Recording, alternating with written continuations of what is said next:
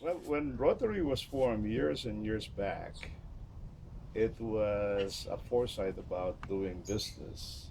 And what they're doing is they're doing business truly until it becomes a service organization thereafter.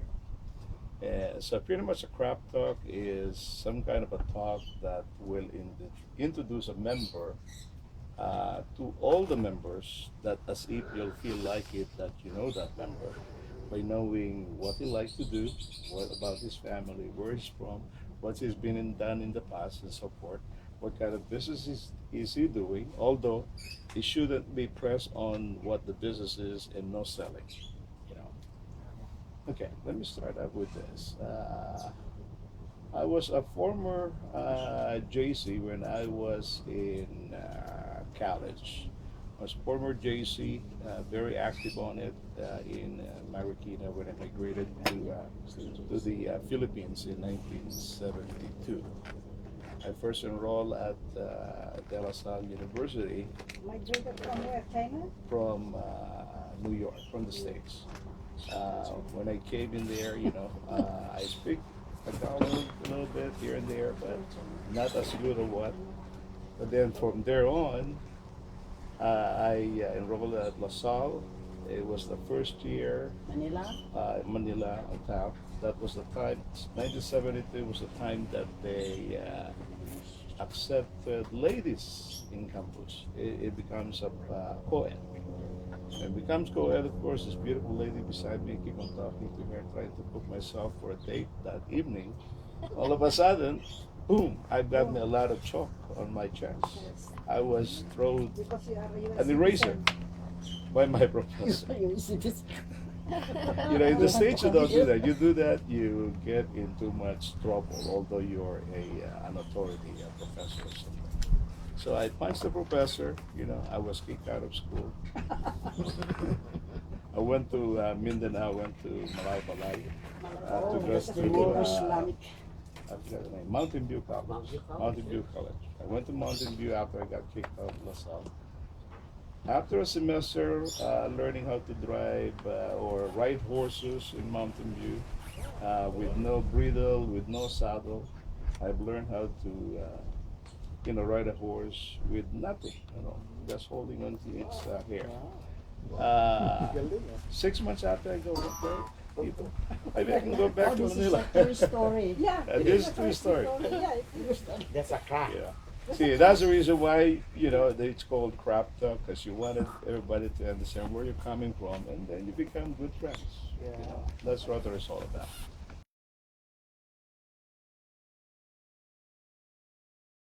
Well chosen by a committee because it's not just they are homeless, but they have to be chosen. And among the criteria is that they have to be, because it's a family, they have to be married, not living together. They have to give hours to build the house, not only for their house, but all the houses there. And they have to go through a sort of what they call values formation, because Gawad Kalinga is not just to give a house, but to build the person. And that this is the Gawad Kalinga villages, Namnama village. Namnama for the non-Ilocanos means hope. And so I was there, that is July 31 last month. It's attended by uh, town officers from Lawak, which is my hometown. Lawak has become a town, part of Manawag, and Urdaneta, and about 15 or more Rotarians from Urdaneta and from Quezon City. Lawak and Manawag. Yeah, Lawak was the largest barrio or barangay of Manawag before. It was 25 years ago. It was cut, or it was divided into two, and the mayor, right, the last 5 years happens to be my cousin, which I can. Okay, so that was attended by the formal um, turning over, or of the four houses. The last four was attended by the district governor of Quezon City, Dr. Ray David, and the district governor of 3790, again from Subic, Tulawag. So- and that was very good. It's Al- Chinese. It's Chinese people. And every year, it's now my Ocampo from Tarlac. My Ocampo, whose father just died a week ago. Okay, and a lot of people were touched because the caregiver, I don't know if Sally met Agni Saporna, came from Mindoro just to come back. He was like the like a guardian or caretaker for about 2 or 3 years, and he was relating to the crowd that I'm so happy, and again to quote him or paraphrase what he said, and so basically what she told me, I was really touched because he said that 3 4 years ago this community 25 families now were different. The lack of esteem, they cannot even associate with people. Now they were so happy presenting a dance like a celebration. You can really see that they are now very confident, but 3 4 years ago they are so, was there lack of esteem, like they don't have that confidence, self-esteem, and it's true. And so visualize this, it's in the some this is about possibly less than hectare, but 25 houses where they are all attached to each other, at least three buildings attached to each other. Then there is a parish Chapel. church. It's they're gonna make it a church. There is now a priest. It's almost done. Then there is now goat racing, tilapia and ito uh, racing, and of course palay. It's they have donated a by our rice friend, terrace. the land, Soledad Montela, a Rotarian of Rotary Club of Ordanita, donated her entire inheritance because they don't need it. They have a big house in the villages, and I am really touched with these people. They don't talk that much. This couple do not talk that much, but they are doing well loved by the community. I think the church will be done by next year. So that is the completion of the 4 houses.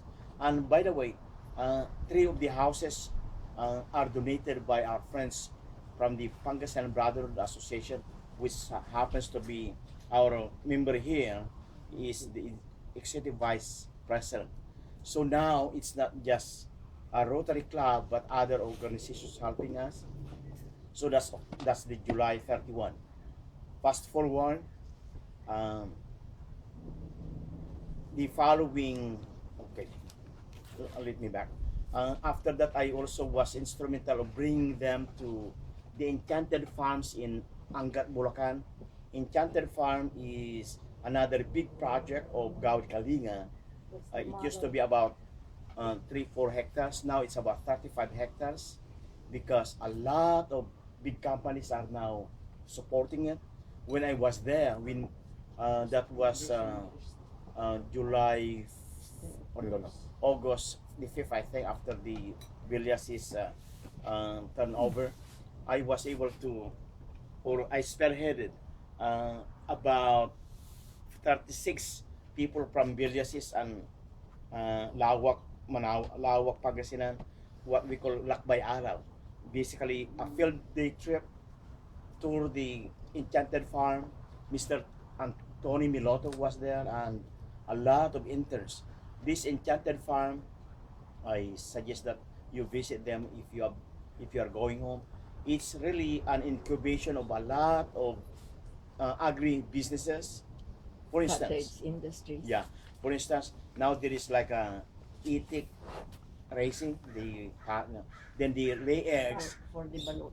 Yeah, most farmers just rather than doing once the lay eggs, they sell it to brokers. Now they don't. There are now 2 3 different kinds of uh, the maalats, balut, things like that. So now big businesses are going there to teach the poor farmers how to do it, how to maximize their profits. So when we were there, about close to 20 students from Europe are interning into social entrepreneurship there. Students from Ateneo, Miriam College, used to be Merino, are now, it's a university without walls, uh, where the rich people go there, helping and working with the poor. And I think it will be a success because now they are getting the attention of a lot of universities.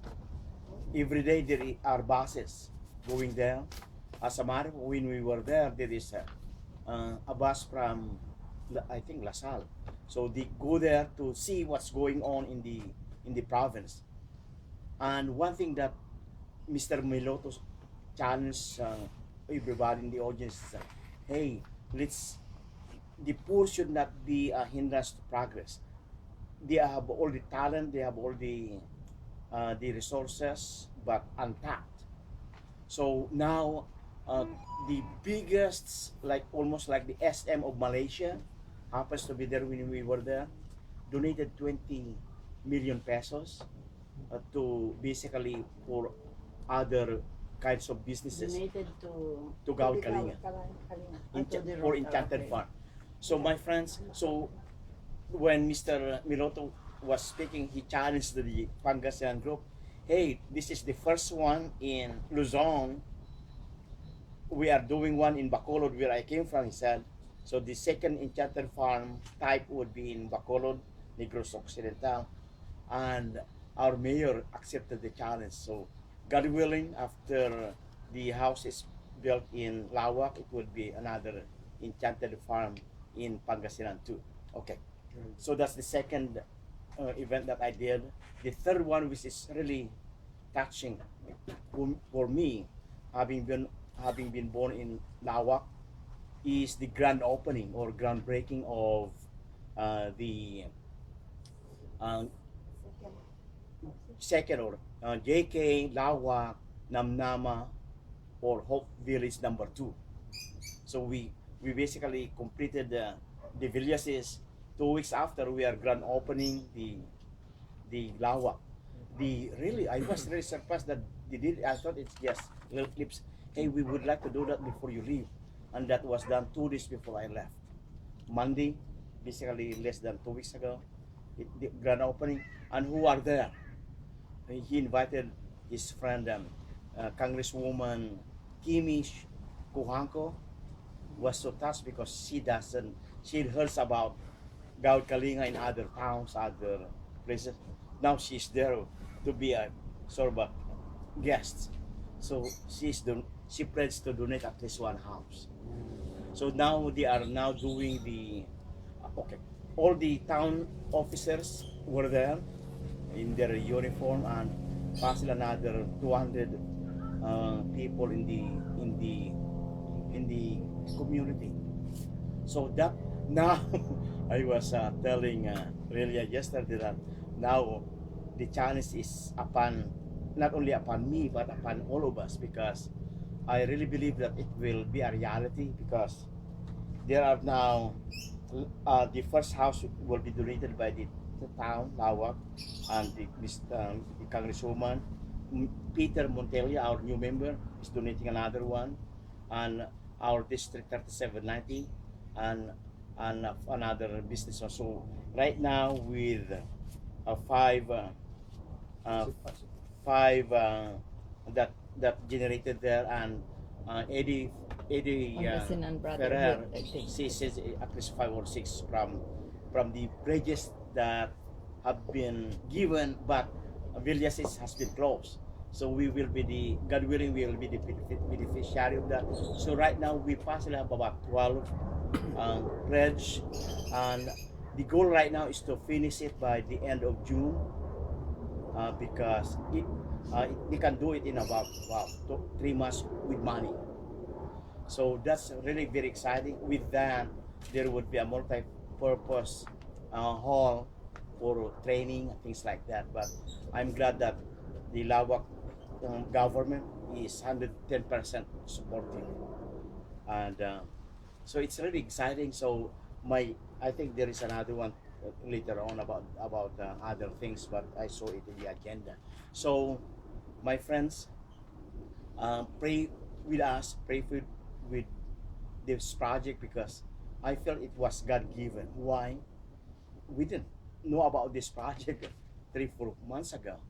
Now and I think God is really touching because that Monday, well, it was raining several days before that. That Monday it's like this. Then about 2 hours after, it rained so hard. It's the blessing. Blessings. No, can you imagine? It Blessings. rained so hard, and there is that affair in the farm because it's like almost like a farm. Mm. Oh, no one will be there because, but I really feel, honestly, I felt that we are being guided, and our district governor said we must do it this year so that we can compete with the international.